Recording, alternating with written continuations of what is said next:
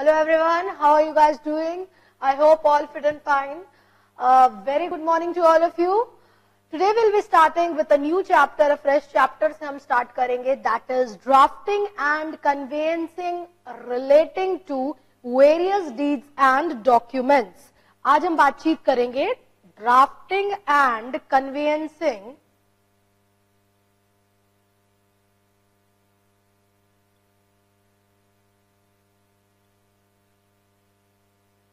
relating to various deeds and documents. ये अपना chapter है 9. इसमें कंटिन्यूएशन में चैप्टर्स में अलग अलग आगे के चैप्टर्स में भी कई तरह की ड्राफ्टिंग हम देखेंगे डॉक्यूमेंट्स और विथ रिगार्ड टू डीड्स. यहाँ पे बेसिकली मेजरली हम स्टार्टअप करेंगे कई तरह के कॉन्ट्रैक्ट्स जो कि होते हैं पार्टीज के बीच में, उनके कंटेक्स्ट में बातें करेंगे और तो और किन किन बातों को ध्यान रखना है ड्राफ्टिंग के पर्सपेक्टिव से. साथ ही साथ अगर हम बात करें विथ रिगार्ड की क्या क्या रेलिवेंसी, क्या क्या एसेंशियल पॉइंट्स को ध्यान रखना है ड्राफ्टिंग में, और तो और प्रैक्टिकल एस्पेक्ट एग्जामिनेशन में तुम्हारे अगर कुछ तरीके की ड्राफ्टिंग आती है सेल ऑफ हाउस प्रॉपर्टी या बिल्डिंग कॉन्ट्रैक्ट या गारंटी का या व्हाटएवर भी जिनके बारे में हम डिस्कशन करेंगे, वो किस तरीके से तुम एज अ स्टूडेंट एग्जामिनेशन में प्रेजेंटेशन उसका करोगे. ना कॉन्ट्रैक्ट का मतलब आप सबको पता है, मेरे को बताने की जरूरत नहीं है इस स्टेज पे. कॉन्ट्रैक्ट में बेसिकली क्या एसेंशियल्स होते हैं या किस बेसिस पे वो फॉर्म होता है.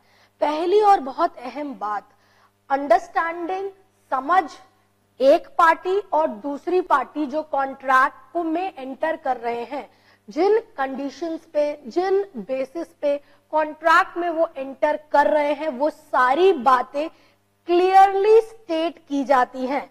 कॉन्ट्रैक्ट ना केवल एक लीगल रिलेशनशिप बाध्यता कि कल को अगर कोई प्रोविजन का वायलेशन हुआ तो उसके कंटेक्स्ट में ही केवल ये नहीं बताता है, बल्कि साथ ही साथ पार्टीज की ऑब्लिगेशन, जिम्मेदारी एज सच क्या क्या होगी. आपने पढ़ाई है agreement enforceable in the eye of law. Contract होता है यानी कि पहले अग्रीमेंट होना आवश्यक होता है. There can not be a contract until unless there is an agreement. तो दो एसेंशियल्स एलिमेंट इन्वॉल्व है अग्रीमेंट पार्टीज के बीच में. अकेले इकलौता बंदा अपने खुद से अग्रीमेंट नहीं कर सकता. दूसरी बात, उस अग्रीमेंट के टर्म्स और कंडीशन के तहत कल को अगर कोई भी पार्टी ब्रीच करती है, वायलेशन करती है, तो लॉ के नजर में उसको उसका खामियाजा भुगतना पड़ेगा. तो दो एसेंशियल्स, पहला तो अग्रीमेंट, दूसरा तो enforceability in the eye of law. तो यानी कि agreement plus enforceability in the eye of law is equal to contract. Okay. Further, agreement must be between two or more person. Basically parties होनी चाहिए जो कि राजी हो, जो कि सहमत हो, जो कि अग्री हो with regard to the terms and conditions. विभिन्न प्रकार का अग्रीमेंट्स एंटर किया जाता है. और तो और अगर कमर्शियल अग्रीमेंट्स की बात करो, कई तरह के अग्रीमेंट्स पार्टीज एंटर करते हैं आपस में एक दूसरे के साथ, जिनके बारे में डिस्कशन करेंगे. मुद्दे की बात यह है कि उन अग्रीमेंट्स को ड्राफ्ट जब करेंगे, उन कॉन्ट्रैक्ट्स को जब ड्राफ्टिंग करेंगे, तो किन बातों का महत्व होता है. कॉन्ट्रैक्ट्स बेटा दो प्रकार के हो सकते हैं. Contracts, I am not talking about void, voidable and all such contracts. हम ड्राफ्टिंग के टर्म से, ड्राफ्टिंग के कंटेक्स्ट में हम बात कर रहे हैं कि कॉन्ट्रैक्ट जो कि एंटर किए जाते हैं पार्टीज के बीच में, एक तो डोमेस्टिक होगा, एक इंटरनेशनल होगा. Don't need to write it, I am just explaining you. जब लिखने की बात आएगी I will make sure you write down. Contract एक डोमेस्टिक होगा, एक इंटरनेशनल होगा. डोमेस्टिक कॉन्ट्रैक्ट कौन सा होता है? डोमेस्टिक कॉन्ट्रैक्ट वो होता है जब पार्टी एक ही कंट्री से बिलोंग करेंगे, यानी कि belong to the same country.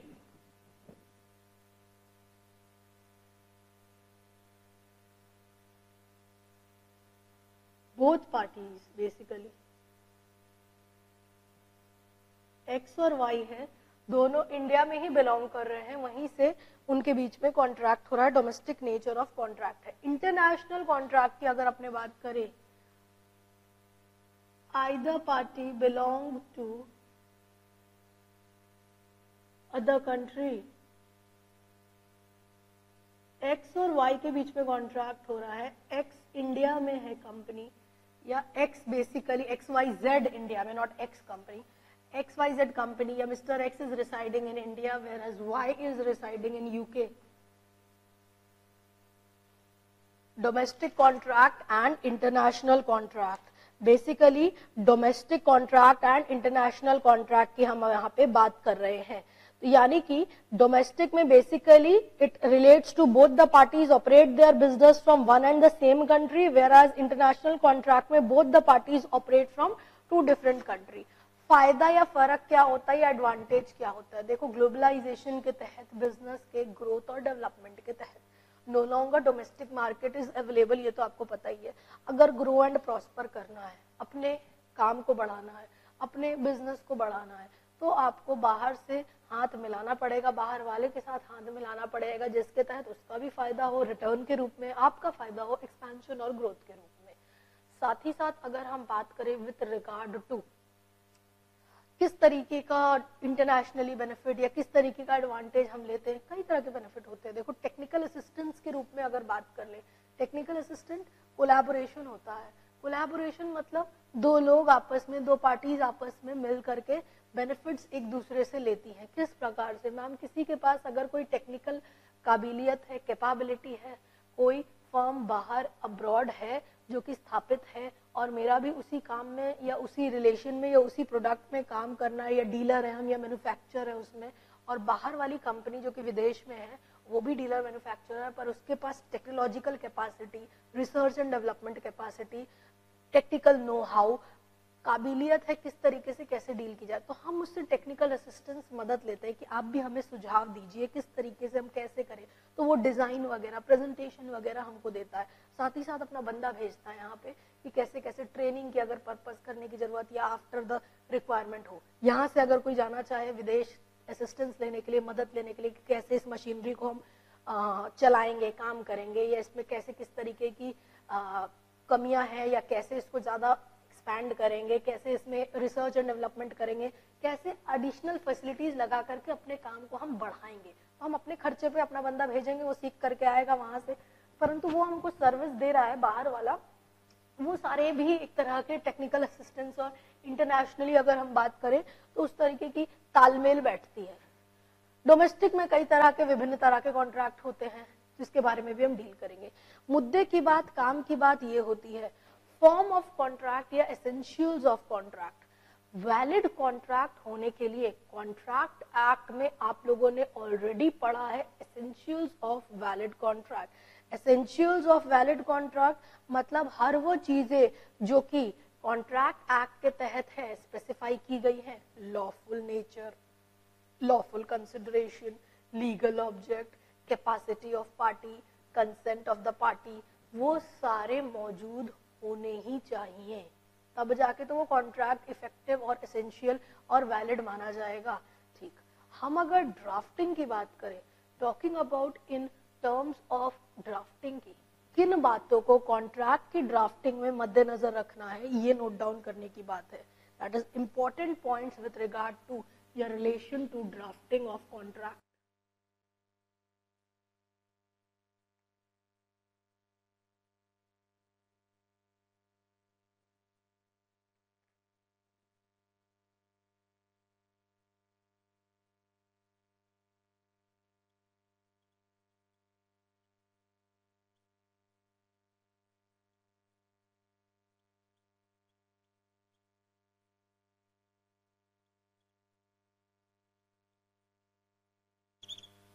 किन किन बातों को मद्देनजर रखने की आवश्यकता है कॉन्ट्रैक्ट की ड्राफ्टिंग के लिए? पहली बात, description of the parties to contract.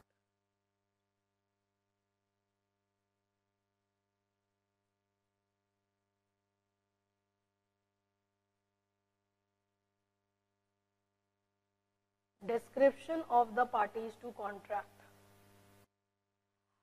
जो दो लोग आपस में कॉन्ट्रैक्ट पे एंटर कर रहे हैं, या दो से अधिक लोग, जितनी भी पार्टी कॉन्ट्रैक्ट पे एंटर कर रही है, अगर एक्स और वाई के बीच में कॉन्ट्रैक्ट हो रहा है तो वो क्या कहलाएंगे? पार्टीज कहलाएंगे, टू कॉन्ट्रैक्ट कहलाएंगे। अब डिस्क्रिप्शन मतलब मिस्टर एक्स और मिस्टर वाई के बीच में कॉन्ट्रैक्ट हो रहा है, तो mister X is son of, husband of, what ever be the scenario, उसके नाम के बारे में डिटेल उस पार्टी का, उस पार्टी के एड्रेस के बारे में डिटेल, उस पार्टी के डिटेल और description with regard to status के भी डिटेल, कि क्या वो मिस्टर एक्स लॉयर है, क्या मिस्टर एक्स चार्टर्ड अकाउंटेंट है। तो एक्स और वाई अगर दो पार्टी के बीच में कॉन्ट्रैक्ट हो रहा है, these are the parties to contract. अब इनका डिटेल और डिस्क्रिप्शन लिखने की जरूरत है कॉन्ट्रैक्ट में। ड्राफ्टिंग करने के लिए कॉन्ट्रैक्ट को सबसे पहली और एसेंशियल बात होती है, आफ्टर राइटिंग या गिविंग डिटेल दिस कॉन्ट्रैक्ट या दिस डीड या whatever be the scene scenario जो कि रहता है, चाहे हाउस प्रॉपर्टी का सेल हो, चाहे तुम ले लो बेसिकली अदर कॉन्ट्रैक्ट्स अगर हो रहे हैं या किसी भी तरीके के हो रहे हैं, तो पहले तो वो बात बताई जाएगी कि कौन सा मुद्दा है या क्या है। सेल हो रहा है हाउस प्रॉपर्टी का, सेल हो रहा है प्रॉपर्टी का, या गारंटी का है, नेचर का कॉन्ट्रैक्ट है, वॉट एवर भी। उसके बाद आती है बात पार्टी के डिस्क्रिप्शन और डिटेल्स की। जो भी पार्टी कॉन्ट्रैक्ट में एंटर कर रही है, उनका नाम, उनका एड्रेस, उनका status, mister X lawyer residing at ये जगह एड्रेस। तो डिस्क्रिप्शन ऑफ पार्टी कॉन्ट्रैक्ट में सबसे अहम बात है। मैम ऐसा भी हो सकता है इंडिविजुअल के जगह एक फर्म एंटर करे, कंपनी एंटर करे, बिल्कुल कर सकती है, इसमें कोई बाध्यता तो नहीं है। कॉन्ट्रैक्ट कंपनी ही एंटर करती है और बहुत बाकी इंडिविजुअल्स भी एंटर करती है, बट कंपनी रोजमर्रा कमर्शियल ट्रांजैक्शन के लिए न्यूमरस ऑफ कॉन्ट्रैक्ट्स में एंटर करती है। तो अगर XYZ कंपनी है और ABC के साथ अगर कॉन्ट्रैक्ट हो रहा है, या किसी और पार्टी इंडिविजुअल के साथ भी क्यों ना कॉन्ट्रैक्ट हो रहा है, तो वहां भी डिस्क्रिप्शन ऑफ पार्टी आएगी। किस तरीके से आएगी मैम? XYZ कंपनी, यहाँ पे हैविंग रजिस्टर्ड ऑफिस आएगा डिटेल ना। इंडिविजुअल है तो उसका एड्रेस, उसका स्टेटस, अगर कंपनी है तो उसके रजिस्टर्ड ऑफिस का डिटेल, अगर फर्म है बेसिकली मैम, तो अगर फर्म है या कंपनी है तो रजिस्टर्ड ऑफिस के डिटेल के साथ साथ वो बंदा जो कि कॉन्ट्रैक्ट में एंटर कर रहा है, particulars of the person representing, उसके डिटेल्स होंगे। क्योंकि देखो भले company is a separate and distinct person from its members, परंतु बंदे होते हैं, लोग होते हैं जो कि कंपनी के बिहाफ में कॉन्ट्रैक्ट एंटर करते हैं। कंपनी खुद से तो एंटर नहीं करती है, कोई साइनिंग अथॉरिटी और वो सारी परमिशन ऑथोराइजेशन होता है। तो जो भी इंडिविजुअल रिप्रेजेंट कर रहा है, क्या उसको वो अधिकार मिला है कि नहीं, ये बात पहली अहम बात। दूसरी बात,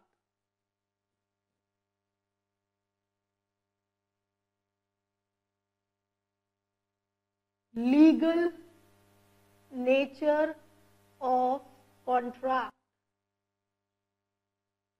कॉन्ट्रैक्ट जो कि एंटर हुआ है, पार्टी क्लियरली स्टेट करेंगे legal nature of contract. Legal nature of contract यानी कि क्या वो सेल परचेज का कॉन्ट्रैक्ट है, क्या वो बेसिकली कमर्शियल एजेंसी का कॉन्ट्रैक्ट है, क्या कंपनी ने किसी से टेक्निकल असिस्टेंस या मदद ली है, क्या बिल्डिंग कॉन्ट्रैक्टर को कॉन्ट्रैक्ट दिया है, क्या गारंटी का कॉन्ट्रैक्ट है। मतलब मुद्दा या क्या मैटर है कॉन्ट्रैक्ट का, वो बातें स्पेसिफाई की जाएंगी।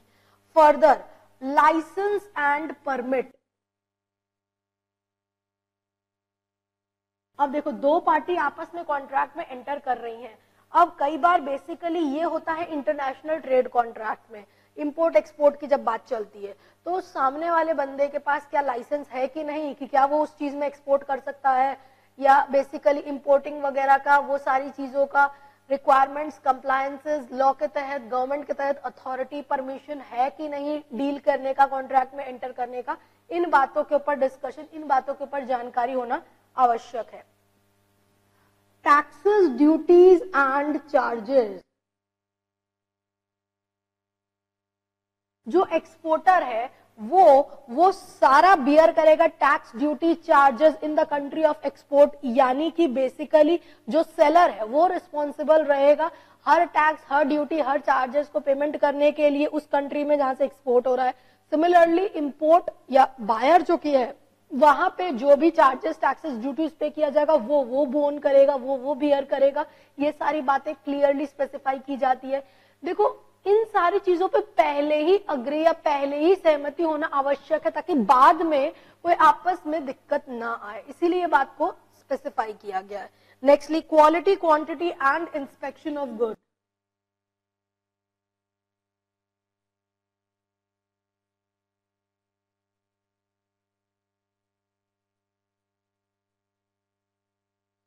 अगर बेसिकली क्वालिटी के ही बेसिस पे खरीदार ने कॉन्ट्रैक्ट में एंटर किया है तो quality is of prime importance.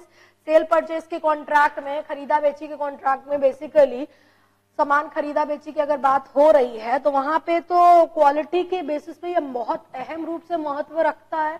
ठीक है, अब उस केस में एक प्रावधान होना चाहिए, एक प्रोविजन होना चाहिए इंस्पेक्शन करने का। मतलब बेचने वाले ने बेच दिया, सेलर ने बेच दिया, खरीदार ने उसे खरीदना है, अब क्या वो वैसी ही क्वालिटी है कि नहीं जो कि उसने एक्चुअली देखी थी, जिसके बेसिस पे कॉन्ट्रैक्ट फॉर्म किया था। तो इंस्पेक्शन करने का अधिकार और हक खरीदार के पास कब है?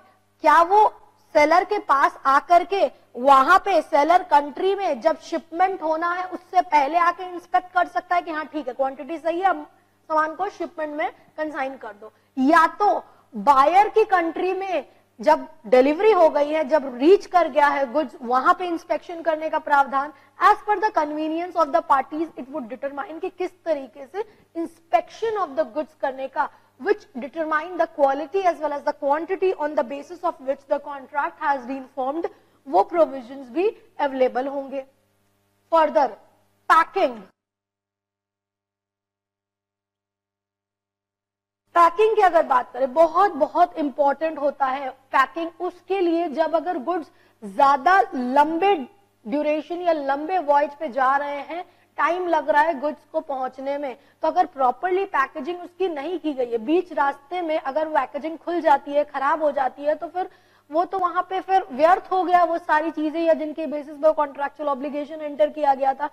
Sometimes goods are spoiled during the transit because proper packaging is not made। आधे रास्ते में पहुंच करके पैकेजिंग वगैरह खुल गई, सामान निकल गया, अब वो खराब हो गया, सड़ गया। तब अगर कोई गुड्स इस तरीके का नेचर का है तो प्रॉपर कंसर्न, प्रॉपर जिम्मेदारी लेनी पड़ेगी कि उसकी पैकेजिंग अच्छे तरीके से हो। कई बार गुड्स जो कि फ्रेजाइल नेचर का होता है, टूट जाने वाले नेचर का होता है, उसको हैंडल विथ केयर करना रहता है।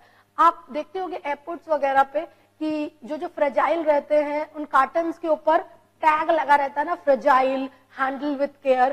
क्यों? ये सारे प्रिकॉशनरी मेजर्स लिए जाते हैं ताकि गुड्स की सेफली डिलीवरी हो जाए to the destination. Even individuals भी लेकर के जाते हैं तो भी ये सारी चीजें टैग्ड वगैरह किए रहते हैं। क्यों? For the safety and precaution of the goods. ठीक है, तो ये सारी बात कॉन्ट्रैक्ट में भी स्पेसिफिकेशन की जाएगी। परंतु कई बार क्या होता है, किसी पर्टिकुलर तरह की पैकेजिंग वगैरह अलाउड नहीं होती है कुछ कंट्रीज में। Particular for example type of grass या कुछ इस्तेमाल अगर करते हैं, पैकिंग के लिए इस्तेमाल नहीं किया जाना चाहिए।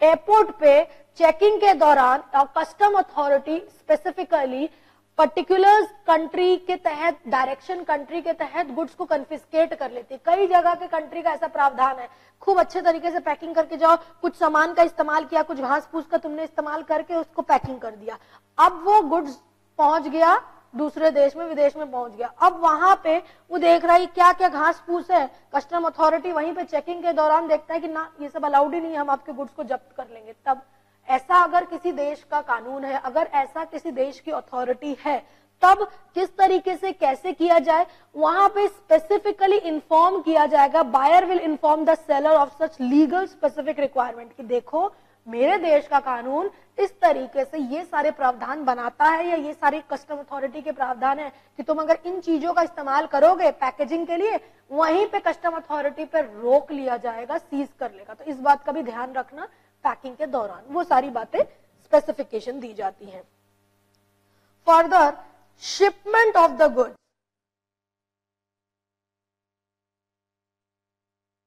किस तरीके से गुड्स शिपमेंट होगा, कैसे जाएगा, कितने समय के अंदर जाएगा, time, date and the basically port of shipment, कौन सी शिप से मेरा सामान, मेरा कंसाइनमेंट आ रहा है, वो सारी डिटेल्स स्पेसिफाई की जाएगी। ये एसेंशियल्स होते हैं। कई बार एक पेनल्टी भी इम्पोज की जाती है। पेनल्टी मतलब डिले होने के चलते, शिप से सामान आ रहा था, कंसाइनमेंट लाद करके आ रहा था, डिलीवर किया गया था, अब डिले हो गया, देरी हो गई, तो कॉन्ट्रैक्ट में ना कई बार ये प्रावधान प्रोविजन रहता है कि अगर मेरे को देर हुई तो हम तुमको पेनल्टी चार्ज करेंगे। कई बार कॉन्ट्रैक्ट ऐसे होते हैं जो टाइम बाधित होते हैं, मतलब ना एक्स ने वाई के साथ गुड्स मंगवाया, अब उसने किसी और को वो गुड्स देना है। एक्स वाई से गुड्स मंगवाया जो थ्रू शिप आना था, एक पर्टिकुलर डेट थी कि इस तारीख को एक्स को मिल जाएगा। अब जो डेट एक्स को पता थी कि इतने दिन के अंदर या इस तारीख को मेरे को मिल जाएगा, वो दूसरी पार्टी के साथ कॉन्ट्रैक्ट करके बैठा हुआ है। एक्स दूसरी पार्टी के साथ कॉन्ट्रैक्ट करके बैठा हुआ है कि 4 तारीख को मेरे को सामान मिल जाएगा, हम तुमको 5 तारीख को वो डिलीवर कर देंगे, हम तुमको 5 तारीख को डिलीवर कर देंगे। अब अगर 5 तारीख हो गई, एक्स को वो गुड्स मिला ही नहीं, तो वो जो दूसरी थर्ड पार्टी के साथ कॉन्ट्रैक्ट करके रखा है उसका क्या? उसको भी तो उसके ब्रीच के चलते या खामियाजे के चलते कंपनसेशन देना पड़ेगा या whatever be the requirement. Time बाधित जो कॉन्ट्रैक्ट होता है, जो कि टाइम के ऊपर निर्धारित होता है, तो वहां पे टाइम का बहुत एसेंशियल रिक्वायरमेंट होता है। कल को अगर कोई भी डिले रहेगा तो ये प्रोविजन स्पेसिफाई किया जाता है कि हमको अगर डिले हो रहा है, नुकसान हो रहा है, तो उसके लिए penal provision as such attracted रहेंगे, बिकॉज इज स्पेसिफाइड कि आपके ऊपर पेनल्टी लगेगी, क्योंकि मैंने उसी समय के बेसिस पे, डे के बेसिस पे थर्ड पार्टी के साथ कॉन्ट्रैक्ट ऑलरेडी किया हुआ है, तो ये पेनल्टी प्रोविजन भी स्पेसिफाई रहते हैं। सिमिलरली इंश्योरेंस वगैरह जो की है, कौन सी पार्टी इंश्योरेंस को कंसिडर करेगी और तो और किस तरीके का इंश्योरेंस कवरेज होगा, पेमेंट किस हिसाब से, और वो सारी बातें स्पेसिफाई की जाती हैं। डॉक्यूमेंटेशन इन्वॉल्व होते हैं, कितने प्रकार के बिजनेस में एसेंशियल्स, उनके बारे में स्पेसिफाई किए रहते हैं। Further talking about with regard to guarantee, guarantee पे ध्यान देना। गारंटी क्लॉज रहता है, गारंटी समझते हो, इतने साल की गारंटी दे रहे हैं कि कुछ गड़बड़ी नहीं होगी, कुछ अगर गड़बड़ी होती है तो उसको हम बदल के, हम एज अ सेलर आपको बदल के देंगे, या तो हम उसको चेंज रिपेयर करके देंगे या तो रिप्लेस करके देंगे। अगर किसी प्रकार का डिफेक्ट अगर उसमें होता है, seller is usually given an option to remove the defect, या तो तुम मेरे को नया गुड्स दो क्योंकि गारंटी पीरियड के दौरान गुड्स खराब हो गया, या तो तुम रिप्लेस करके दो, या तो रिप्लेस करके दो, या तो फिर मेरे को रिपेयर करके दो, उसको ठीक करके दो, मेरा पुराना गुड्स जो था उसमें चेंजेस और उसमें कामकाज करके दो, या मेरे को नया गुड्स दो। रिप्लेस्ड और रिपेयर्ड गुड अगर जो भी होते हैं विल बी गिवन, अब रिप्लेस करके दिए या नया बना करके दिए तुमको, या उसी को पुराने वाले को बना करके ठीक करके दिए, तो उसकी अब नई गारंटी रहेगी कि ये जो अब हम गुड्स आपको दे रहे हैं ये इतने समय के लिए ठीक चलेगा। अगर नहीं चलता है तो बेसिकली फिर आपको अगर कुछ दिक्कत होती है तो वो स्पेसिफाई किए जाते हैं उसमें। Further passing of risk and passing of property,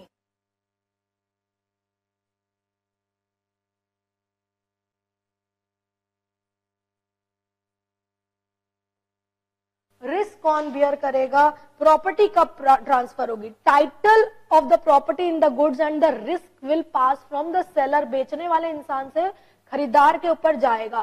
साथ ही साथ कब खरीदार या बायर रिस्पॉन्सिबल होंगे अगर कोई लॉस या डैमेज हो जाता है ट्रांजिट में, कंट्रोल या नियंत्रण जिसके पास है गुड्स का, उसके ऊपर वो स्पेसिफिकेशन करता है with regard to the risk involve.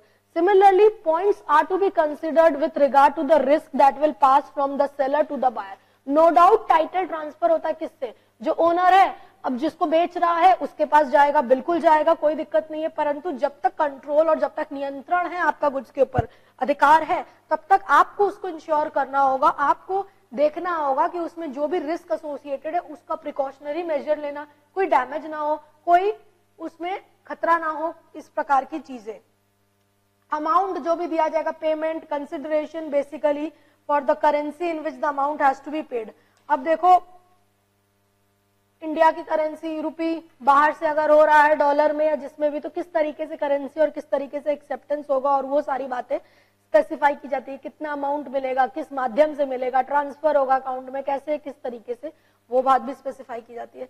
Important point, again ये इंपॉर्टेंट है, एग्जामिनेशन में कई बार इसके ऊपर अलग से शॉर्ट नोट्स आ जाता है।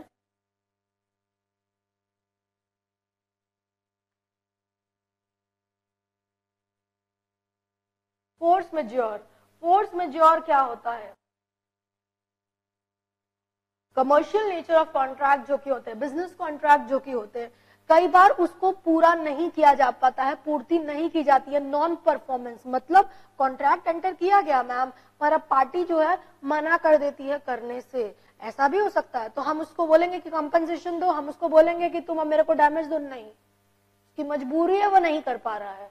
हर मजबूरी को फोर्स मेजॉर मानेंगे नहीं, कुछ मजबूरी को फोर्स मेजॉर मानेंगे। कौन सी प्रोविजन या कौन से पर्टिकुलर स्पेसिफाई किए गए हैं, वो सारे कंडीशन, वो सारे टर्म्स जो कि सामने वाला बंदा जिसको ये काम करना था, जो इंडिविजुअल जिसको ये काम करना था, वो काम नहीं कर पा रहा है क्योंकि सिचुएशन उसके कंट्रोल में नहीं है, नियंत्रण में नहीं है। मैम किस तरीके की ऐसी आ जाएगी कंडीशन कि जब वो काम भी नहीं करेगा मेरा और जब वो मेरे को पैसा भी नहीं देगा? यस, सिचुएशंस ऐसी होती है। हम अगर मिस्टर एक्स के साथ कॉन्ट्रैक्ट कर रहे हैं, मिस्टर एक्स मेरा काम करने से मना कर रहा है क्योंकि फोर्स मेजॉर कंडीशंस एग्जिस्ट हो रहे हैं, नॉन परफॉर्मेंस कर रहा है वो कॉन्ट्रैक्ट का, साथ ही साथ वो कोई भी लायबिलिटी इनकर नहीं करेगा, मतलब मेरे को कुछ पैसा नहीं देगा कॉन्ट्रैक्ट पूरा नहीं करने का। ये तो अजीब बात आप बता रही हैं।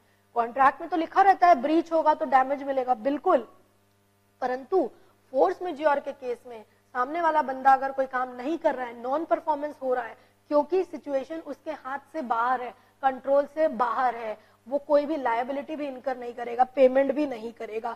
कब कब मैम? स्ट्राइक अगर हो जाती है, लॉकआउट अगर हो जाता है, गवर्नमेंट ने जिस प्रोडक्ट के ऊपर डीलिंग करनी थी उसके ऊपर रोक लगा दी, प्रोहिबिशन लगा दिया, अब वो क्या करेगा? जबरदस्ती कानून तोड़ करके करेगा काम? नहीं ना। स्ट्राइक अगर हो जाती है, लॉकआउट अगर हो जाता है, वो सिचुएशन उसके हाथ में नहीं है, कंट्रोल में नहीं है, तो ये सारी चीजें would provide an excuse to the seller to delay or refuse the performance. साथ ही साथ situations which are beyond the control and which could not have been avoided with due diligence also furnish the above relief. साथ ही साथ ये प्रावधान वहां भी उसको रिलीफ ग्रांट करेगा जब अगर हर वो कोशिश ड्यू डिलिजेंस के तहत रीजनेबल केयर लिया उसने, as a man of ordinary prudence, सारी चीजें कोशिशें किया पर नाकामयाब रहा काम करने के लिए, तब भी वो कॉन्ट्रैक्ट के टर्म्स को परफॉर्मेंस नहीं करेगा और तो और वो कोई भी लायबिलिटी इंटर्न भी इनकर नहीं करेगा। ध्यान रखना, एग्जामिनेशन में स्ट्रेट अवे क्वेश्चन पूछा हुआ है फोर्स मेजॉर के ऊपर। ये सारी बात तो आपको मैंने समझा ही दी, ये सारी चीजें तो आएंगी ही, essentials for drafting a contract, परंतु इनमें से भी एक टॉपिक अलग से आएगा। मैम क्या ये सीरियली याद करें? नहीं, ऐसा कुछ नहीं है सीरियली याद करना, आप है ना चेंज ऑर्डर कर सकते हो, कोई रोमन्स या ऐसे कुछ नहीं है कि स्टेप वाइज ही ये सारी चीजें आपको लिखनी है। In any order you can remember the same, ठीक है। Further, settlement of dispute and arbitration.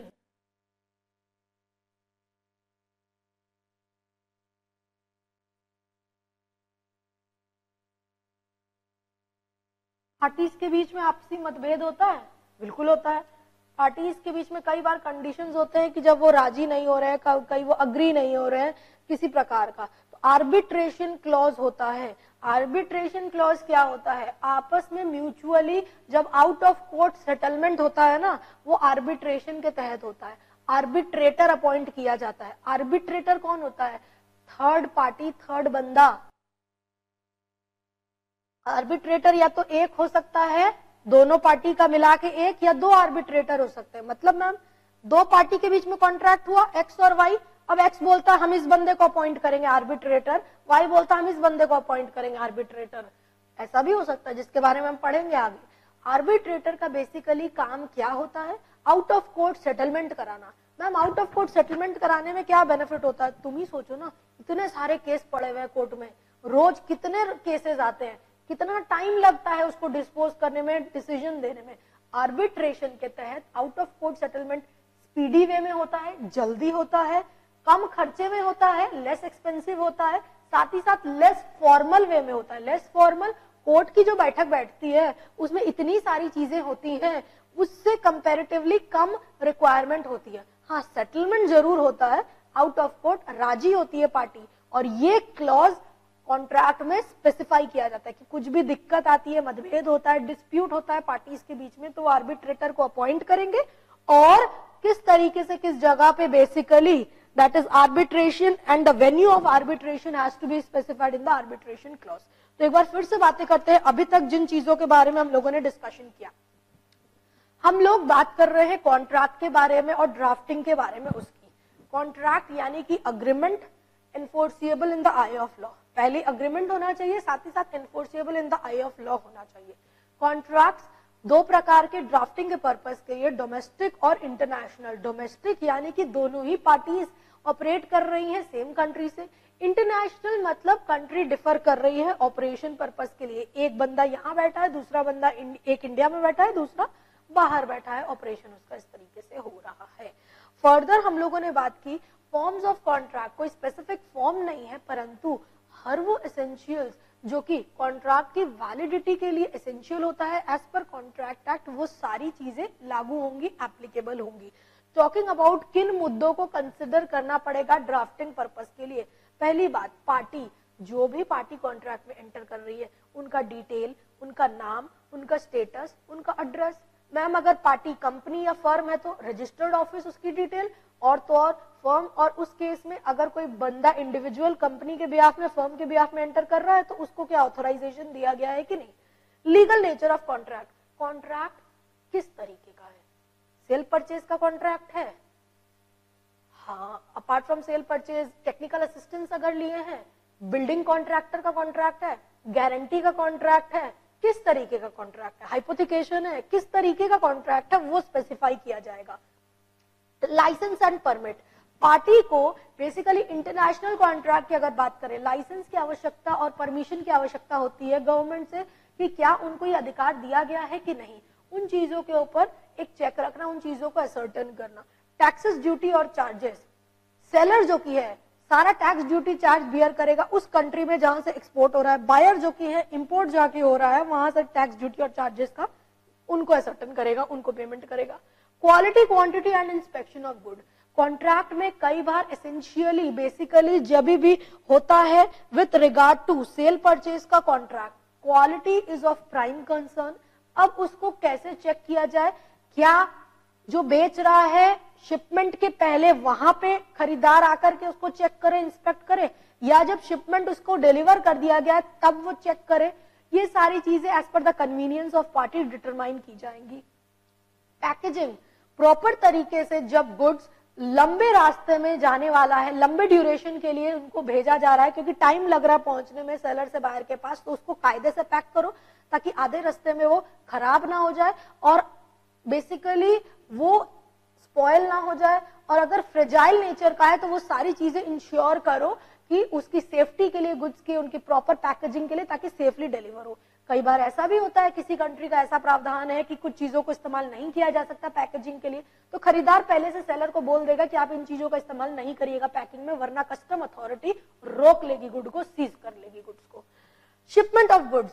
किस शिप से जा रहा है, क्या नाम है शिप का, अदर डिटेल्स वगैरह. और तो और अगर डिले हुआ मेरे को गुड्स पहुंचने में तो हम पेनल्टी प्रोविजन, पीनल प्रोविजन भी अट्रैक्ट करेंगे. इंश्योरेंस की बातें स्पेसिफाई की मैंने कि इंश्योरेंस की बातें, डॉक्यूमेंटेशन, अदर. गारंटी की बात करें, गारंटी विथ रिगार्ड टू किसकी जिम्मेदारी और कैसी रहेगी. अगर गारंटी क्लॉज है तो सेलर जिम्मेदार रहेगा, लायबल रहेगा. अगर कुछ भी गड़बड़ी होती है तो या तो रिपेयर करके देगा या तो रिप्लेस करके देगा और फिर नई गारंटी उसकी रहेगी. रिस्क पास होगा सेलर से बायर की ओर, और तो और रिस्क तब तक रहेगा जिसका उसके ऊपर कंट्रोल या पोजेशन है. Force majeure.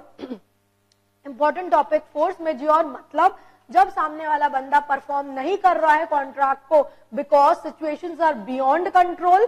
साथ ही साथ if in case a situation arises, जब अगर उसने हर वो पूरी कोशिश की, ड्यू डिलिजेंस लगाया, रीजनेबल केयर लगाया, संभवतः अपने तरफ से पूरी कोशिश कर दी, जान लगा दी, फिर भी असमर्थ हो रहा है करने में, तभी भी फोर्स मेज्योर का प्रोविजन उपलब्ध अवेलेबल रहेगा. साथ ही साथ सामने वाला इंडिविजुअल कोई भी लायबिलिटी इनकर नहीं करेगा क्योंकि ऐसी घटना घटी है जो कि उसके हाथ में नहीं है. कैसी घटना ma'am? Strike, lockout, government prohibition, रोक लगा दिया. इसके ऊपर उसका कंट्रोल या नियंत्रण तो है नहीं, अब वो कैसे काम करेगा? काम नहीं करेगा. Force majeure, non performance of the contract without incurring any liability. Settlement dispute, settlement of dispute and arbitration. Parties के बीच में आपसी मतभेद या डिस्प्यूट होता है तो एक आर्बिट्रेशन क्लॉज होता है बेसिकली ड्राफ्टिंग में ऑफ कॉन्ट्रैक्ट के आपको ध्यान रखना होगा कि वो लोग कौन से आर्बिट्रेटर को अपॉइंट करेंगे, क्या वेन्यू रहेगा, कहां पे ये सेटलमेंट वगैरह कराया जाएगा. Have I made it clear? Now going ahead with regard to discussion, अब आगे बढ़ते हैं, डिस्कशन को कंटिन्यू करते हैं.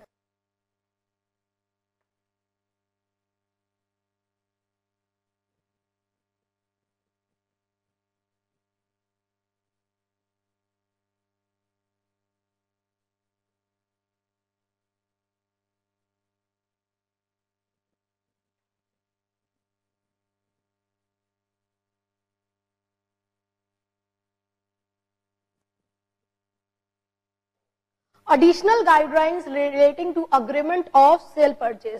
सेल परचेज का अगर अग्रीमेंट हो रहा है तो किन चीजों को मद्देनजर रखना है, किन बातों को कंसिडर करना है, इनके बारे में बताया गया है. पहली बात, contracting party, similarly vendor, vendor कौन? सेलर, परचेजर खरीदार, उनके बारे में प्रॉपर डिटेल स्पेसिफाई करने की जरूरत होती है अग्रीमेंट में. Stranger cannot be an party to an agreement. A stranger to an agreement has no enforceable claim. Simple सी बात है, अग्रीमेंट किसके बीच में हुआ? पार्टी के बीच में हुआ, दो पार्टी के बीच में हुआ, उनकी डिटेल, वेंडर, सेलर, परचेजर, खरीदार, उसकी डिटेल. स्ट्रेंजर, बाहर वाला जो कि है, जिसके बीच में अग्रीमेंट नहीं हुआ, खरीदार और बेचने वाले के बीच में हुआ है, खरीदार और बेचने वाले, वेंडर और परचेजर के बीच में अग्रीमेंट हुआ है. Stranger, third party, has no enforceable claim and no court shall entertain his claim for specific performance. तीसरा बंदा आकर के कोई क्लेम ऐसा सच नहीं करेगा, ना ही एनफोर्स करने बोलेगा, काम करने बोलेगा, स्पेसिफिकली परफॉर्म करने बोलेगा. क्यों भाई, तुम क्यों आओगे? मैं कौन? खामखा वाली बात आ गई. तुम्हारे साथ थोड़ी अग्रीमेंट हुआ है. जिसके साथ अग्रीमेंट हुआ है खरीदार और बेचने वाले का, वो लोग में अगर कोई प्रॉब्लम होगी तो वो लोग बात बोलेंगे ना. तुम बाहर वाले स्ट्रेंजर, तुम किस लिए बीच में आकर के ऐसे ही आ गए हो? Further, specific performance can be enforce not only against the party but also a party who claims the title. Specific performance के ऊपर बताने की आवश्यकता है, मैंने ऑलरेडी डिस्कशन किया हुआ है. जब मॉनेटरी कंपनसेशन और बेनिफिट अवेलेबल ना हो, इक्विवेलेंट ना हो, कोर्ट बेसिकली डायरेक्शन देता है, काम पूरा नहीं किया तो स्पेसिफिकली इस काम को करना पड़ेगा आपको. कोर्ट ने ये आदेश निर्देश दिया है. तो मैम, ये स्पेसिफिक परफॉर्मेंस केवल पार्टी जो कि अग्रीमेंट में रही वही करेगा? नहीं. अगर कोई बंदा, भले स्ट्रेंजर क्यों ना हो, वो अगर बोलता है, क्लेम करता है कि मेरी टाइटल है इस प्रॉपर्टी में, ठीक, कोई दिक्कत नहीं है, तुम काम करके दो, तुम स्पेसिफिकली ये परफॉर्म करो. तुम क्लेम कर रहे हो ना कि तुम्हारी टाइटल है, अग्रीमेंट तो इनके बीच में हुआ था, पर तुम बीच में कूद के आए हो कि मेरी टाइटल है. तुम अगर क्लेम कर रहे हो तो तुमको भी स्पेसिफिक परफॉर्मेंस करने के लिए आदेश दिया जा सकता है. That is also against the person claiming title under it can be enforced या can be ordered for specific performance. Now, further consideration. Consideration का मतलब समझते हो? Something in return. Obviously consideration या price बहुत आवश्यक है सेल परचेज में. और तो और price is an essential ingredient when it is neither ascertained या rendered. कॉन्ट्रैक्ट को वॉइड माना जाता है, इनकम्प्लीट माना जाता है, कुछ कमी या खामियां रह गई हैं. Consideration is very very essential in regard to an agreement. तो जो बदले में पार्टी दे रही है, something in return to the other party is considered as consideration. जरूरी नहीं है कि कंसिडरेशन मनी में ही हो, it may be any form of consideration के रूप में हो सकता है. अब प्राइस या अमाउंट स्पेसिफाई किया गया. कई बार होता है ना, कॉन्ट्रैक्ट करने के लिए गए, अग्रीमेंट में एंटर कर रहे हो, कुछ अर्नेस्ट मनी, सिक्योरिटी डिपॉजिट देते हो कि नहीं देते हो, उसको अर्नेस्ट मनी या सिक्योरिटी डिपॉजिट बेसिकली स्पेसिफाई किया जाता है. कल को अगर तुम कोई वायलेशन करते हो, कोई टर्म्स को नहीं पूरा करते हो, वो सिक्योरिटी डिपॉजिट का पैसा जब्त कर लिया जाता है. ये प्रोविजंस, ये क्लॉजेस स्पेसिफाई किए जाते हैं अग्रीमेंट में. सब्जेक्ट मैटर, किस मुद्दे के ऊपर, किन मैटर के ऊपर बेसिकली जो कि है प्रोविजंस जो कि है स्पेसिफाई लेट डाउन किए गए. सेल परचेज अगर हो रहा है, बेसिकली प्रॉपर्टी की डिटेल, अगर सेल परचेज प्रॉपर्टी का हो रहा है as per the transfer of property act, कौन सी प्रॉपर्टी है, कहाँ स्थापित है, क्या सारी चीजें हैं, सारी डिटेल्स वगैरह स्पेसिफाई की जाएगी. जिस भी मुद्दे के ऊपर ट्रांजैक्शन हो रहा है, जिस भी मुद्दे के ऊपर कॉन्ट्रैक्ट हो रहा है, वो सारी बातें उसमें स्पेसिफिकली स्टेट की जाएंगी. टाइम ऑफ परफॉर्मेंस, हम पहले ही बात कर चुके हैं, टाइम बहुत एसेंशियल होता है. अगर टाइम बाउंडेड कॉन्ट्रैक्ट है और अगर कल को वो टाइम पे पूरा नहीं किया जाता है तो सामने वाली पार्टी को जो नुकसान होगा वो पहले ही बता देगा कि अगर आप मेरे को इस समय पे नहीं देंगे, हम आपको उसके लिए लायबल ठहराएंगे और हम आपसे डैमेज ले लेंगे, क्योंकि मेरा काम तो टाइम के ऊपर निर्धारित है, समय पे निर्धारित है। आपसे लेना, दूसरे को देना, टाइम पे अगर हमको आपसे नहीं मिलेगा सामान तो हम तीसरे को देंगे कैसे? टाइम बाउंडेड या time related to performance. Drafting of agreement की अगर हम बात करें, अग्रीमेंट को ड्राफ्ट करने के लिए बहुत रेलिवेंसी, बहुत इंपॉर्टेंट है। देखा जाएगा intention of the party. Intention of the party मतलब पार्टीज जो कॉन्ट्रैक्ट अग्रीमेंट में बेसिकली एंटर कर रहे हैं, वो क्या इच्छुक है, क्या वो इस इंटेंशन से क्रिएट कर रहे हैं कि कल को अगर कुछ काम होगा या कोई वायलेशन एज सच होगा तो हम रेडी हैं उस खामियाजे को भुगतने के लिए। तो intention of the party is very essential, जो भी अग्रीमेंट में एंटर कर रहे हैं। साथ ही साथ अगर हम बात करें with regard to the language, किस तरीके से लिखेंगे, किस तरीके से प्रेजेंट करेंगे, talking about with regard to language, it should be very clear, simple, precise होनी चाहिए। मतलब मैम अग्रीमेंट जो भी पार्टी के बीच में हो रहा है ना, सिंपल भाषा में लिखा जाएगा, सिंपल टर्म्स और कंडीशन में लिखा जाएगा। कोई भी इस तरीके के फैंसी शब्दों का चुनाव नहीं किया जाएगा जिसको समझने में, जिसको आइडेंटिफाई करने में दिक्कत आए। As a layman, as a ordinary man जिसको समझ में आ जाए, उस तरीके की भाषा का इस्तेमाल, उस तरीके की लैंग्वेज का इस्तेमाल क्लियर, सिंपल, शॉर्ट तरीके से किया जाएगा। कुछ बातों को मद्देनजर रखा जाता है अग्रीमेंट में, या कुछ चीजों को मॉडल फॉर्म्स या यूजुअल क्लॉजेस अग्रीमेंट में जो कि मौजूद होते हैं, उसके बारे में बात कर लेते हैं। जैसे हमने अभी देखा ना कॉन्ट्रैक्ट में, सिमिलरली अग्रीमेंट में कुछ क्लॉजेस स्पेसिफाई किए जाते हैं। कौन कौन से क्लॉजेस होते हैं? पहला, ऑपरेशन ऑफ अग्रीमेंट। ऑपरेशन का मतलब समझते हो? ऑपरेटिव क्लॉज, या किस बेसिस पे या किन चीजों पे ये अग्रीमेंट फॉर्म हुआ है, ऑपरेट हो रहा है, किस बेसिस पे, तो वो इस तरीके से होगा। कब से इफेक्ट में आएगा, कब से ऑपरेट होगा, तो इसकी शुरुआत इस तरीके से होगी, दिस अग्रीमेंट शैल, कैपिटल्स में,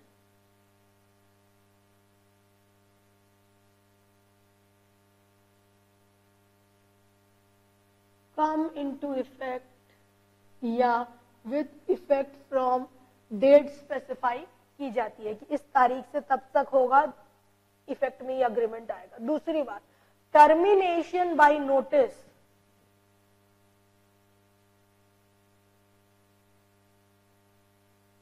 कई बार होता है ना, अग्रीमेंट टर्मिनेट कर दिया जाएगा पार्टीज के बीच में, और अगर टर्मिनेट किया जा रहा है तो पहली बात सामने वाली पार्टी को नोटिस दिया जाएगा इसके बारे में। दिस अग्रीमेंट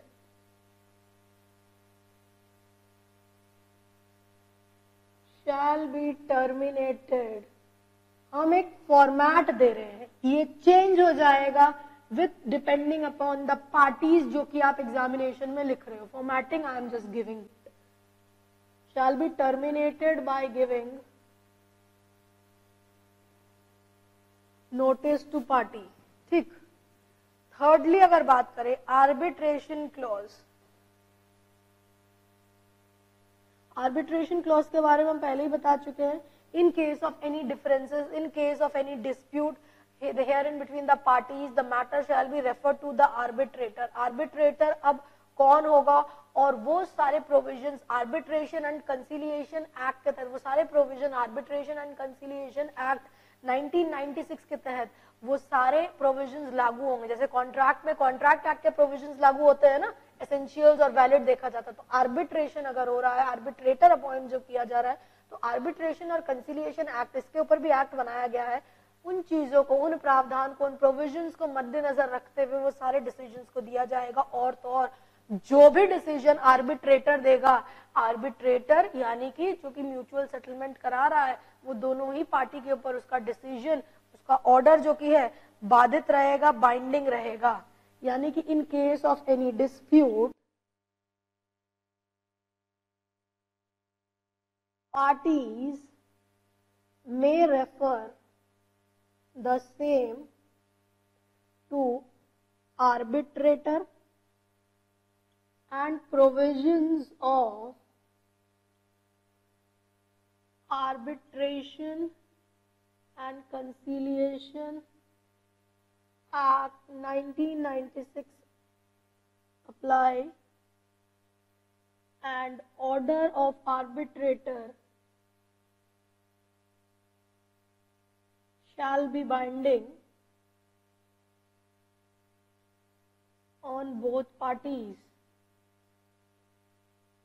ठीक, बहुत ज्यादा डिटेल में नहीं जाना है, तुमको जानकारी केवल होनी चाहिए जो कि हम दे रहे हैं. डोंट एक्सपेक्ट कि एग्जामिनेशन में इस तरीके का क्वेश्चन आ सकता है, बट अगर पेपर को बुरी तरीके से बर्बाद करना है तो एग्जामिनेशन में दे भी सकता है.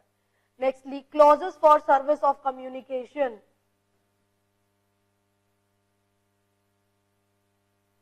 किस तरीके से सामने वाले को बताया जाएगा, कम्युनिकेट किया जाएगा, पोस्ट द्वारा किस तरीके से, दैट इज मोड स्पेसिफाई किया जाता है. To the party to whom it is given, posting किस तरीके से, सर्टिफिकेट ऑफ पोस्टिंग किस तरीके से की जाएगी, सफिशिएंट सर्विस माना जाएगा. नोटिस में भी send through post to the last known place of business of the party to whom it is given, मतलब माध्यम किस तरीके से कम्युनिकेशन किया जाएगा. Talking about with regard to, if you talk about attestation, registration और stamp duty.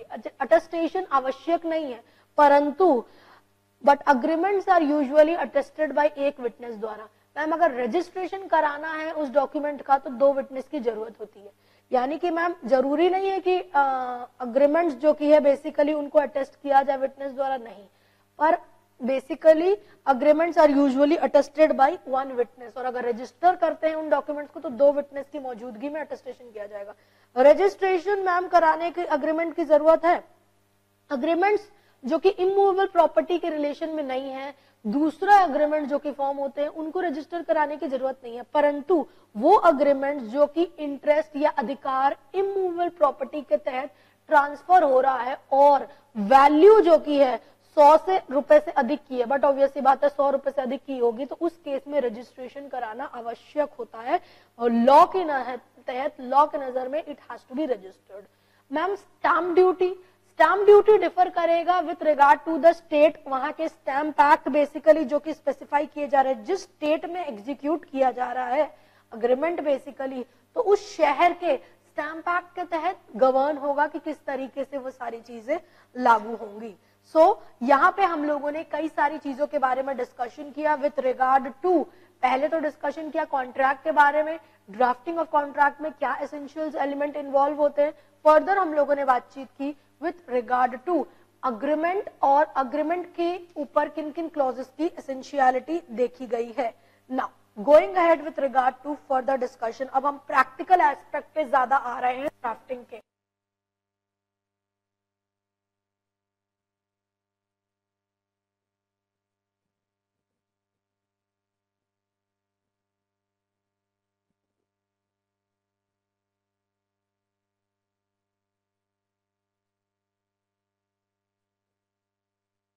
Terms and condition in the agreement to sale and purchase.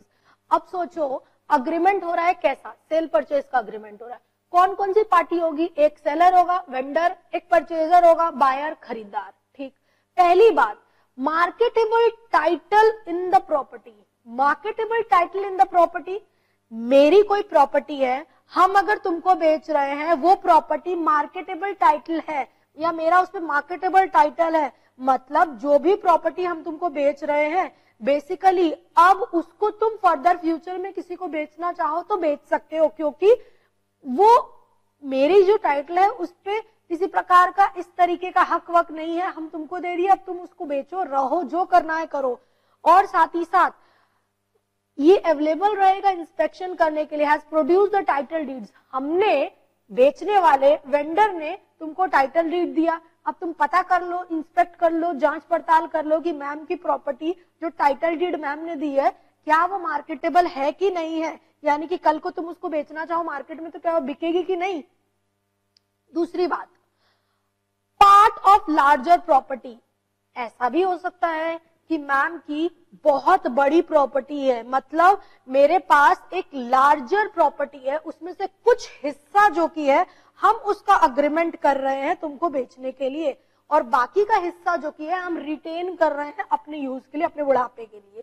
हाँ, कल को मेरा भी बुढ़ापा आएगा, आ ही गया है, तो मेरे बाद मेरे बच्चे और उनके लिए मैंने रिटेन करके रखा हुआ है.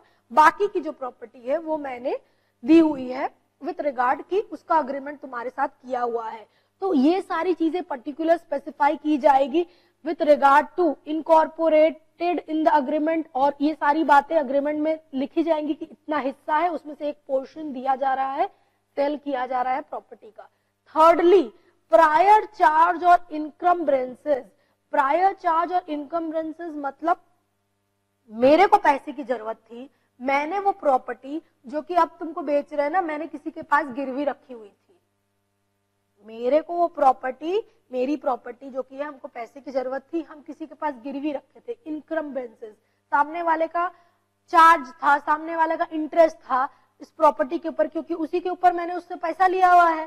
ठीक, अब ये प्रावधान, ये सारी बातें भी स्पेसिफाई की जाएंगी, और कल को हम वो प्रॉपर्टी तुमको बेच रहे हैं ना, जो पैसा तुम हमको दोगे, हम जो प्रॉपर्टी जिसके पास गिरवी रखे उसको पैसा चुकाएंगे कि नहीं, ऐसे ही छोड़ देगा वो? उसके पास हमने कागज रखा है प्रॉपर्टी का और उससे हमने लोन लिया है, तो व्हाट इज द अमाउंट या payment, it has to be made to the charge holder at the time of registration. Registry के दौरान ये बात क्लियरली बताई जाएगी, और जो पेमेंट है, मैम ने अगर वो प्रॉपर्टी को गिरवी रखा हुआ है तो जिसके पास रखा है तुमसे पैसा लेकर के पहले हम उसको चुकाएंगे, बाकी का पैसा जो रहेगा वो मेरा रहेगा। तो ये बातें स्पेसिफाइड रहती हैं। Further, mode of payment of price, कैसे पेमेंट करोगे, कैसे मेरे को पैसा दोगे प्रॉपर्टी का, क्या मेरे को अर्नेस्ट मनी या कुछ डिपॉजिट भी दे रहे हो क्या? ऐसा भी होता है कि मैम ये लीजिए ₹1,00,000 रखिए डिपॉजिट का पैसा, बाकी का पैसा रजिस्ट्री के बाद हम देंगे, होता है। ठीक, जो अग्रीमेंट बनता है ना, उसमें ये बात लिखी रहती है कि मैम को मिस्टर एक्स ने ₹1,00,000 अर्नेस्ट मनी या डिपॉजिट का पैसा दिया है। साथ ही साथ ये बात भी रहती है कई बार कि अगर कल को कुछ ब्रीच होता है, उसके ऊपर हम डिस्कशन करेंगे, तो वो डिपॉजिट का पैसा जब्त कर लिया जाएगा, depends upon the terms and condition. और इसके अलावा possession of the property, possession of the property मतलब प्रॉपर्टी जो की है कैसे हैंडओवर की जाएगी, कैसे पोजेशन दिया जाएगा, किस तरीके से बायर को। Further, cost, expense, execution, registration का पार्टीज जो कि रेडी होती है, सहमत होती है बियर करने का, किस हिस्से में, किस भागीदारी में, किस प्रपोर्शन में वो उसको बियर करेंगे, वो बातें। ब्रोकर अगर इन्वॉल्व है, ब्रोकर मतलब मेरी जमीन थी, मेरी प्रॉपर्टी थी, अब हम कोई छुटपुटिया ब्रोकर को बोलते हैं कि तेरे को कोई अगर मिलेगा ना ग्राहक तो लेकर के आना, हम तेरे को उसमें कमीशन दे देंगे। ब्रोकर लोग का काम ही यही होता है, जमीन वगैरह, फ्लैट वगैरह ये सबको रेंट पे लगवाते हैं, बेचने का काम कराते हैं। तो अगर कोई ब्रोकर भी इन्वॉल्व है ना, तो उसको भी, उसकी बातें भी स्पेसिफाई की जाएंगी, कितना कमीशन दिया जाएगा, उसकी डिटेल्स वगैरह भी स्पेसिफाइड की जाती है। तो terms and condition in the agreement to sale और purchase, please note down.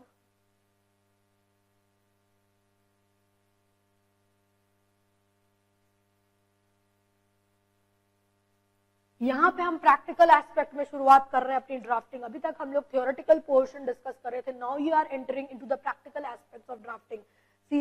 Slowly and gradually हम लोग कई सारे डॉक्यूमेंट्स, कई सारे डीड्स की ड्राफ्टिंग देखेंगे, तो प्लीज उन बातों को मद्देनजर रखिएगा कि ड्राफ्टिंग में कैसे कैसे चीजें आ रही है। स्ट्रेट अवे एग्जामिनेशन में क्वेश्चन पूछ देगा तुमसे, drafting of basically sale of house property, agreement of house property parties के बीच में हुआ है, उसको किस तरीके से ड्राफ्ट करोगे। तो पहले तो इन बातों को मद्देनजर रखना है, उसके बाद ड्राफ्टिंग किस तरीके से करोगे उसके ऊपर हम आएंगे। With regard to agreement to sale या परचेज,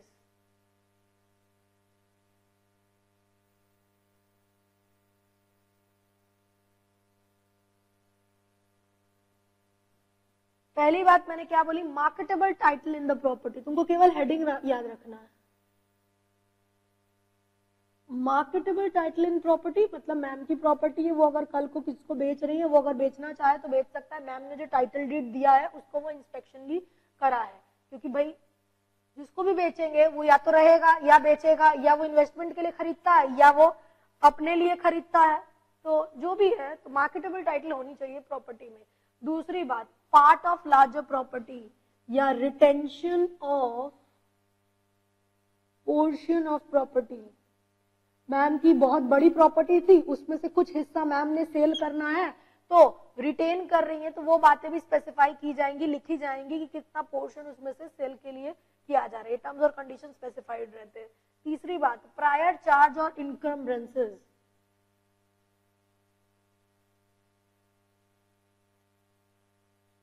किसी के पास ऑलरेडी गिरवी रखी थी या चार्ज होल्डर था, उसको पेमेंट करने का किया जाएगा रजिस्ट्री के समय और उसकी डिटेल्स वगैरह स्पेसिफाई की जाती है। Further mode of payment of price, किस तरीके से पेमेंट करेगा सामने वाली पार्टी। अर्नेस्ट मनी कुछ अगर दे रहा है उसकी डिटेल भी स्पेसिफाई की जाएगी अग्रीमेंट में कि लाख रुपया दिया हुआ है सिक्योरिटी के रूप में, लाख रुपया ऑलरेडी एडवांस के रूप में, व्हाटएवर जिस भी रूप में दिया है, इन बात को स्पेसिफाई किया जाएगा ताकि बाद में जो पैसा है उसमें से बैलेंस, ये जो लाख रुपया ऑलरेडी दिया हुआ उसको काट करके बैलेंस का पैसा लेगा, बाद में मुकर नहीं जाएगा कि लाख रुपया लेके भी बैठ गया, इसका क्या प्रूफ है। तो वो लिखा जाता है कि लाख रुपया सामने वाली पार्टी से एडवांस के रूप में लिया गया है। Further possession of the property,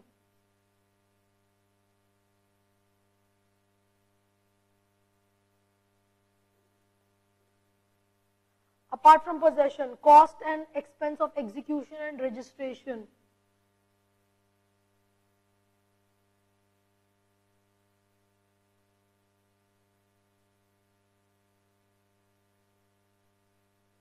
Apart from cost and expenses of registration and execution, basically brokerage, अगर कोई broker involve है उसकी detail, amount and other specification, केवल headings आपको इसकी याद रखनी है। Please note it down.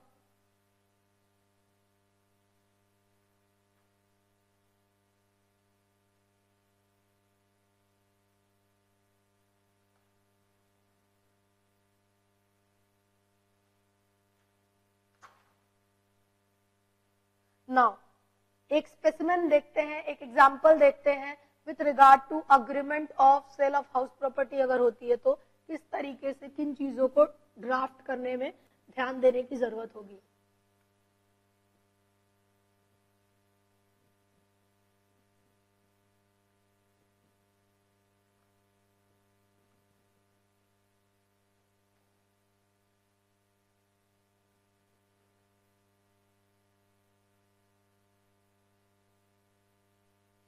Agreement of sale of house property, agreement की ड्राफ्टिंग कर रहे हैं, किन बातों को मद्देनजर रखेंगे इसमें ध्यान दीजिएगा। सबसे पहली बात बहुत एसेंशियल है, जो भी अग्रीमेंट हो रहा है जिसकी भी ड्राफ्टिंग कर रहे हो पहले उसका नाम लिखोगे। दिस अग्रीमेंट, ये कहां पे, ये क्या चीज का अग्रीमेंट है, सेल का अग्रीमेंट है, तो शुरुआत कैसे होगी, दिस अग्रीमेंट ऑफ सेल।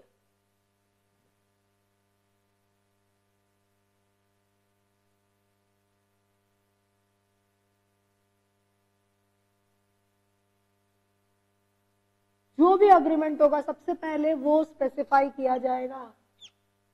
उसके बाद हम ऑलरेडी तुमको बोल चुके हैं ये अग्रीमेंट किस तारीख किस दिन को हुआ, और फिर पार्टीज की डिटेल आती है। This agreement of sale made on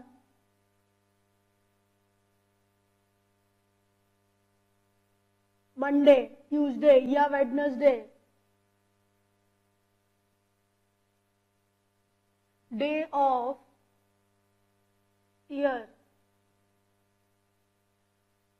15 October 2020, 15 November 2020, whatever be the specification with regard to the year, किनके बीच में अब हुआ है उनकी डिटेल्स स्पेसिफाई की जाएगी।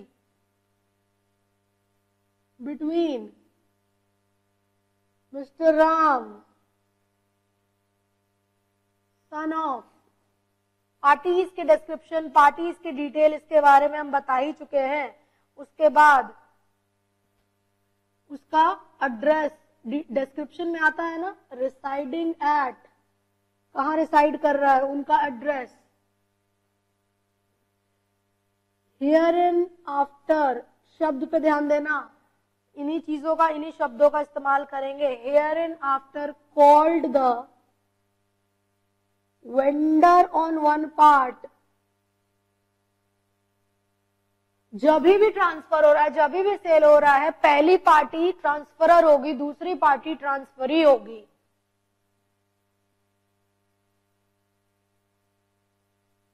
ये हम केवल एक्सप्लेन कर रहे हैं, तुम इस तरीके से फॉर्मेट नहीं लिखोगे, ये हम एक्सप्लेन करेंगे, ट्रांसफरर पहले आएगा, फॉर्मेट इसी तरीके का होगा, परंतु ये सारी चीजें हम केवल एक्सप्लेन करने के लिए ब्रैकेट में आपको डाल रहे हैं। ट्रांसफरर और वन पार्ट, दूसरी चीज समझ गए, अगर ट्रांसफरर है तो ट्रांसफर की detail on one part and mister Shyam, same चीज, son of, residing at, address, ये डॉट डॉट डॉट नहीं लिखोगे एग्जाम में, एड्रेस डालोगे, residing at here and after called, क्या होगा, खरीदार है ना, परचेजर,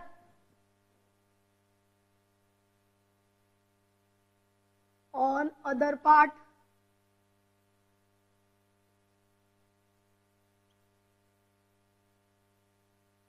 ट्रांसफरी। तो पहली बात तो ये क्लियर हो गई, अग्रीमेंट जो भी हो शुरुआत उसकी कैपिटल्स में होगी, this agreement of sale, whatever be the agreement, तो पहला होगा this agreement of sale, sale agreement की अपने बात कर रहे, ठीक।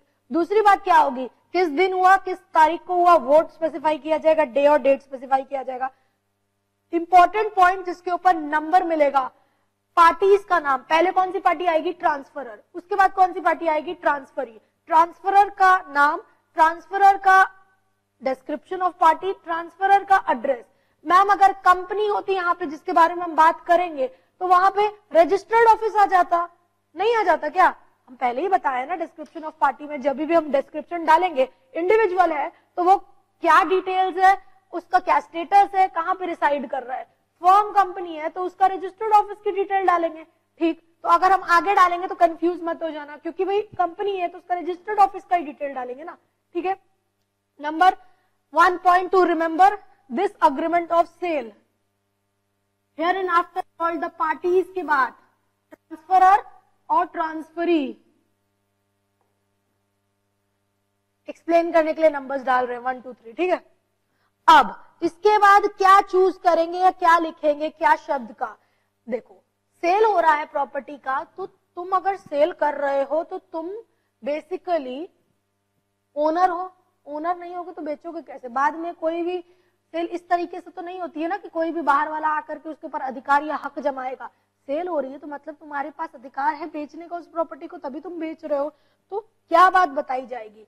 और तो और मैम यहाँ एक और चीज का ध्यान रखना, ये जो शब्द हम वेंडर और परचेजर का इस्तेमाल किए हैं ना, कि मतलब बेचने वाला और खरीदने वाला, अज्यूम ही किया जाता है कि अगर ये गुजर जाते हैं या मर जाते हैं तो इनके बाद इनका लीगल हायर या लीगल रिप्रेजेंटेटिव जो कि रिप्रेजेंट करेगा उनको भी इंक्लूड किया गया है, मतलब मैम एग्जीक्यूटर या लीगल रिप्रेजेंटेटिव या लीगल हायर जो कि है या असाइनी जो कि है वो भी ये काम करेंगे अगर कल को इनकी डेथ या ऐसा कुछ होता है तो। अनटिल एंड अनलेस कुछ और बताया गया है, माना जाता है इनको साथ ही साथ इनके बाद जो इनकी गद्दी पे बैठेंगे उनको भी इंक्लूड किया गया है, समझ रहे हो बात को। Until and unless anything other has been specified, assume किया जाता है कि उनके बाद उनके जो नॉमिनी, उनके जो लीगल हायर है उनको भी इंक्लूड किया है। फिर हमने क्या बोला कि अगर खरीदारी बेची हो रही है विथ रिगार्ड टू प्रॉपर्टी, तो जिसकी प्रॉपर्टी है वो उसका ओनर है, तो यानी कि वेयर एज, ये शब्द वेयर एज, मेरे एग्जाम्पल में सेलर कौन है, मिस्टर राम, तुम कोई भी नाम लिख देना एग्जामिनेशन में जो नाम तुमको पसंद हो, अगर एग्जामिनेशन में नाम लिखा हुआ है तो प्लीज क्वेश्चन पढ़ के वही नाम लिखना, पसंदीदा नाम मत लिख देना। Whereas Ram is the sole and absolute owner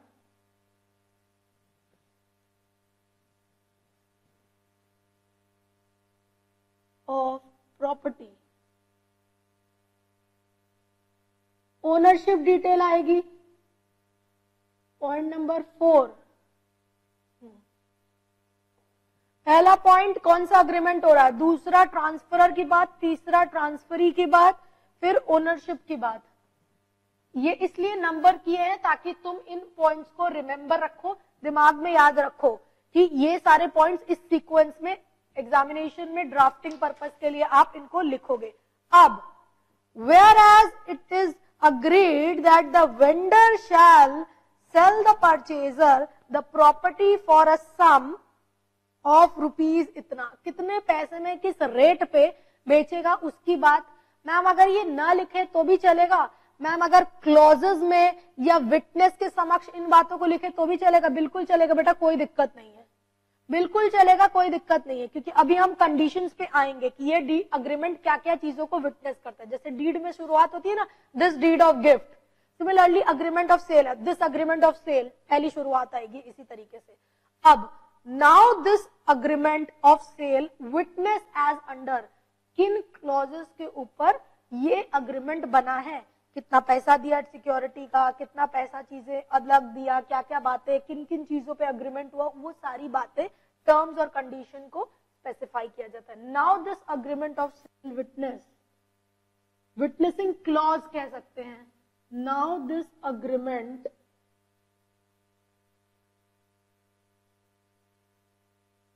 of sale, कौन सा है, सेल का है, विटनेस एज अंडर,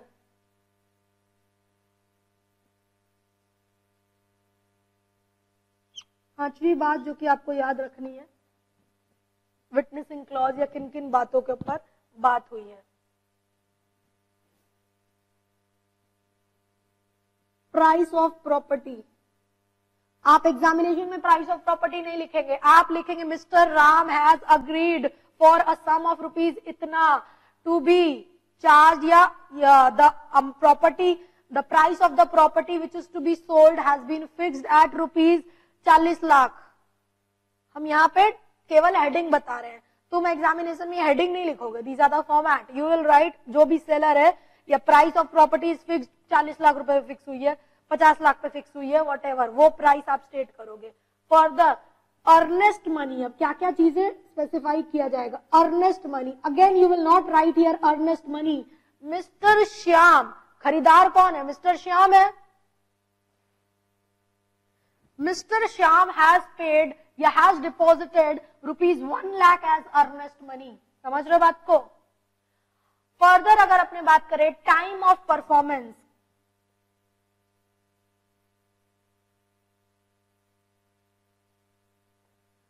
किस समय पे परफॉर्म किया जाएगा, किस मंथ से, from the date and it is agreed that the time will be of essence of the agreement. Obvious सी बात है, हमको ये घर आप बेचोगे, कब किस टाइम पे बेचोगे that is of a prime concern, और कब बेचोगे और अगर डिले होता है तो वो सारी बातें उसमें स्पेसिफाई की जाती हैं। बैलेंस सेल प्राइस,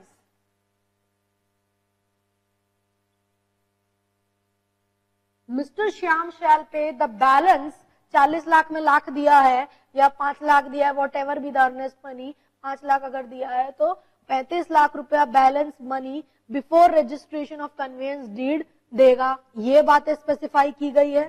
साथ ही साथ conveyance deed in favour of the purchaser, conveyance क्या होता है, कन्वेंस डीड क्या होती है, पहले ही बात कर चुके हैं चैप्टर की शुरुआत में, चैप्टर नंबर 1 में, इस सब्जेक्ट की शुरुआत में हम लोगों ने डिस्कस किया था। जब अधिकार राइट या ट्रांसफर हो रहा है इमूवेबल प्रॉपर्टी का, तो वो किस डॉक्यूमेंट के माध्यम से होता है, कन्वेंस डीड के माध्यम से होता है। तो यहाँ पे execution of conveyance deed in favour of purchaser,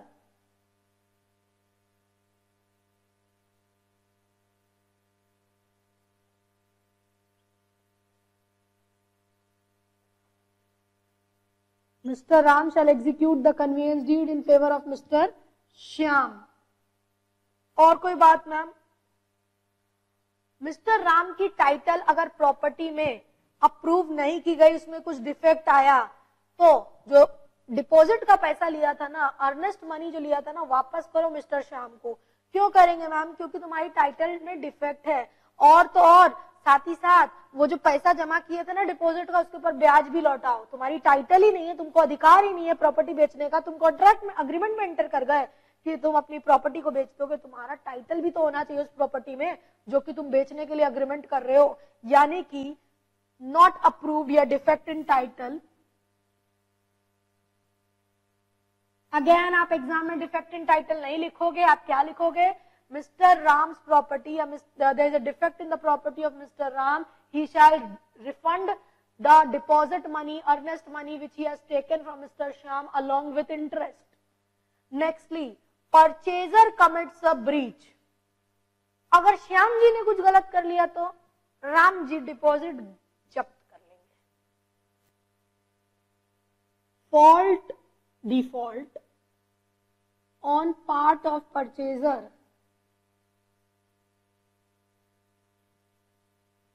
Mr. Ram shall forfeit the amount of deposit which he has accepted from Mr. Shyam.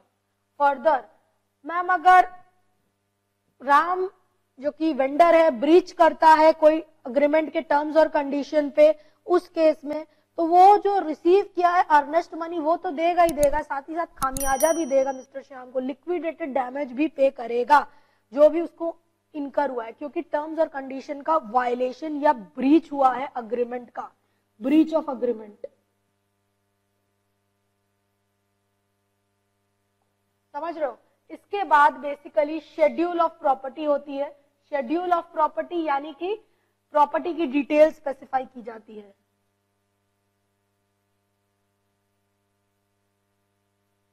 और कि प्रॉपर्टी कहां पे सिचुएटेड है, कितने नॉर्थ में कितने साउथ में। विटनेस के समक्ष दोनों पार्टी साइन करती है। In witness whereof parties put their signature,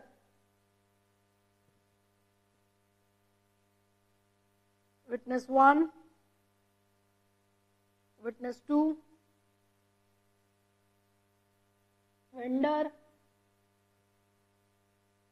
purchaser।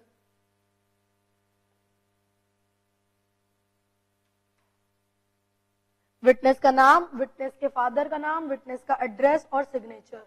Please ध्यान से नोट डाउन करिएगा, फिर से हम समझा रहे हैं आपको। ये एक बेसिक एग्जांपल मैंने दिया आपको कि अगर agreement to sale of house property अगर होता है तो किन बातों को मद्देनजर रखा जाएगा।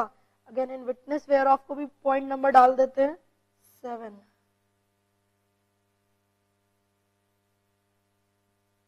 देखो मार्किंग इसी तरीके से होती है एग्जामिनेशन। बच्चा बोलता है ना ड्राफ्टिंग में नंबर नहीं मिलता, there is no hard and fast rule कि तुमको क्यों नंबर नहीं मिलता। कुछ शब्दों का चुनाव आपको करना पड़ेगा, कुछ चीजों का तो लैंग्वेज का ध्यान रखना पड़ेगा ना। नॉर्मल चिट्ठी तो नहीं लिख रहे हो, लव लेटर नहीं लिख रहे हो, तुम ड्राफ्ट कर रहे हो, यू आर अ ड्राफ्टमैन। तो किन चीजों को, किन शब्दों का आपको चॉइस करना पड़ेगा, उसको नोट डाउन करने की आवश्यकता है। Please rest of you note down it.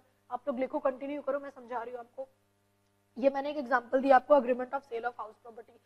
पहली बात क्या रखोगे, कौन सा अग्रीमेंट हो रहा है। दूसरी बात क्या ध्यान रखना है, डेट तो लिख दिया तुमने, पहले ट्रांसफरर का नाम होगा ऑन वन पार्ट। दूसरी बात here in after called the vendor. दूसरी बात ट्रांसफरी का नाम आएगा here in after called the purchaser on other part. ठीक, वेयर एज इस शब्द का इस्तेमाल करना, ओनरशिप की डिटेल मेंशन करोगे कि वो ओनर है। ठीक है, फर्दर ये अग्रीमेंट किन किन चीजों को विटनेस करता है, किन किन चीजों की बारे में बता रहा है। क्या प्राइस है प्रॉपर्टी का, कोई अर्नेस्ट मनी डिपॉजिट का पैसा लिया है कि नहीं लिया है, कब परफॉर्मेंस करेगा, बैलेंस जो कि है सेल प्राइस कैसे मिलेगा। ट्रांसफर हो रहा है बेसिकली कन्वेंस डीड, जब प्रॉपर्टी का राइट टाइटल इंटरेस्ट ट्रांसफर होता है तो कन्वेंस डीड के माध्यम से ही होगा। तो वो कन्वेंस डीड सेलर से परचेजर को कैसे मिलेगा, एग्जीक्यूट होगा। उसके बाद अगर कोई डिफेक्ट रहा टाइटल में तो उस केस में, उस सिनेरियो में सामने वाले का से जो अर्नेस्ट मनी डिपॉजिट मनी लिया है वो वापस करेगा, साथ ही साथ इंटरेस्ट का भी पैसा देगा। अगर परचेजर ने कुछ डिफॉल्ट किया है, डिपॉजिट का पैसा जब्त कर लिया जाएगा। अगर वेंडर ने कोई ब्रीच किया अग्रीमेंट टू सेल, उस केस, उस सिनेरियो में अर्नेस्ट मनी तो लौटाएगा ही, साथ ही साथ लिक्विडेटेड डैमेजेस भी देगा। प्रॉपर्टी की डिटेल्स मेंशन की जाएगी, मिस्टर राम की जो प्रॉपर्टी है कितना बाय कितना कहाँ पे है, कितना एरिया नॉर्थ में, कितना साउथ में, ईस्ट वेस्ट में, वो डिटेल स्पेसिफाई की जाएगी। उसके बाद विटनेस के समक्ष, इन विटनेस वेयर ऑफ, अगेन ये शब्द का ध्यान रखना, ये हमेशा आएगा जब भी विटनेस का आएगा ना, यही सेम लाइन रहेगी। In witness whereof, in witness whereof parties put their respective signature. Witness 1, witness 2, witness 1 का नाम एड्रेस, विटनेस 2 का नाम एड्रेस, पार्टी का सिग्नेचर जो भी पार्टी के बीच में एग्जीक्यूट हुआ है।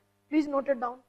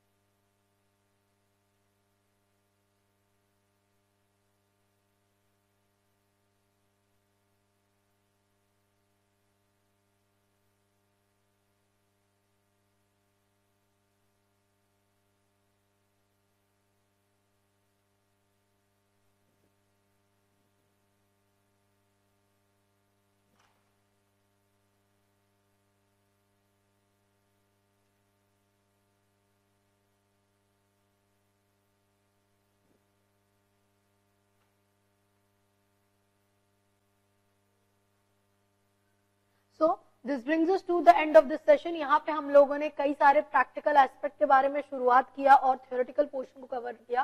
पहला प्रैक्टिकल एस्पेक्ट एग्जाम्पल देखा कि agreement of sale of house property किस तरीके से कैसे आप ड्राफ्ट करोगे। So here we come to an end of this class. Will be continuing in our next session. Thank you.